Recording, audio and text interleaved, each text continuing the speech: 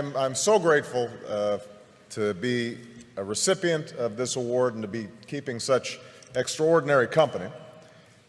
I first of all want to thank all of you who are involved in making this possible, but the main thing that I want to do here is to just say how I'm inspired by the young people who are represented here, because I think that's the purpose ultimately of this foundation. And I want to tell just a brief story because Archbishop Tutu is here, one of my heroes, and let you know where I was when I was about your age.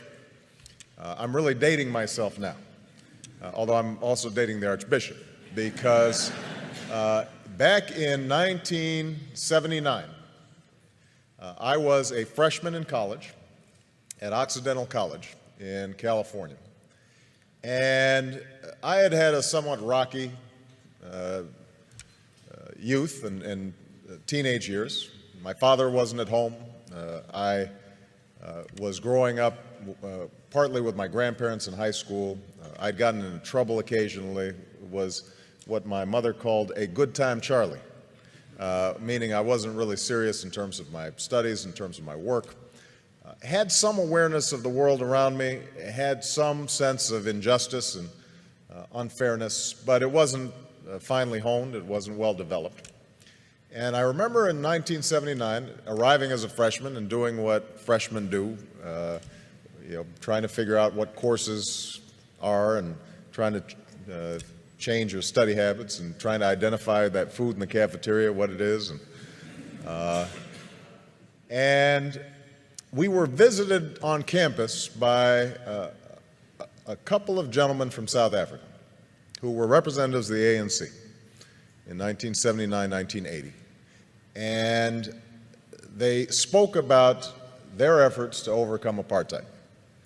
And for about an hour, myself and a group of students listened to these young men who were not much older than we were describe the extraordinary struggles they were going through, the sacrifices that were being made, people who were enduring jail and torture and beatings because they had a sense that somehow, some way, justice would prevail. And that brief meeting, I think, in some ways changed my life, because what it told me, first of all, was that ordinary people can do extraordinary things when they're given an opportunity. We sometimes think that our leaders have to have fancy degrees or well-educated or some public office somewhere.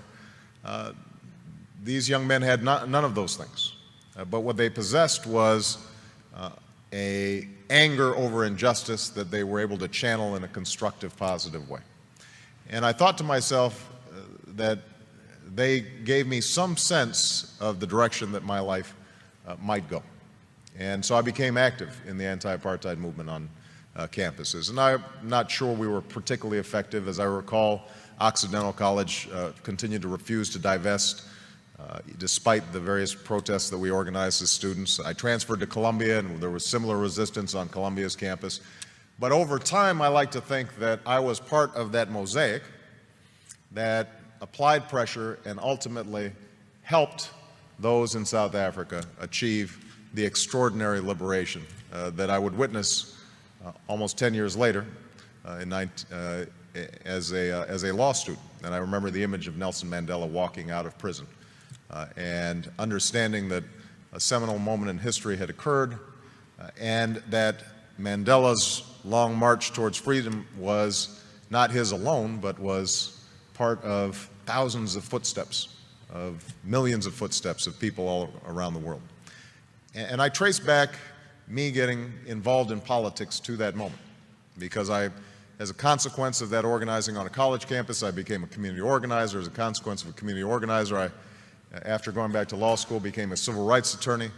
As a consequence of being a civil rights attorney, I entered the state legislature, and I now stand before you as a United States Senator and as a candidate for president. And so the primary message I guess I have in receiving this award is that all of you represent enormous potential and enormous possibility for change, because we all know that injustice still exists. It exists here in the United States, in every poor neighborhood, and in every inner city, and every rural community, all across the country. There is quiet desperation. Young people's lives are filled with sadness and desperation and anarchy and chaos. And obviously all around the world, we see those same symptoms of hopelessness made manifest in places like Darfur, in places like the Middle East, in places that too often are forgotten about and not written about until they flare up in tragedy. So I hope that all of you who are on the brink of doing extraordinary things decide to channel that talent and that energy and that imagination to figuring out how do you move the process along for a better history. You know, how do you put your shoulder against the wheel and move that boulder up the hill? And I'm absolutely confident that if all of you take up that challenge, the world is waiting for you, ready to be changed.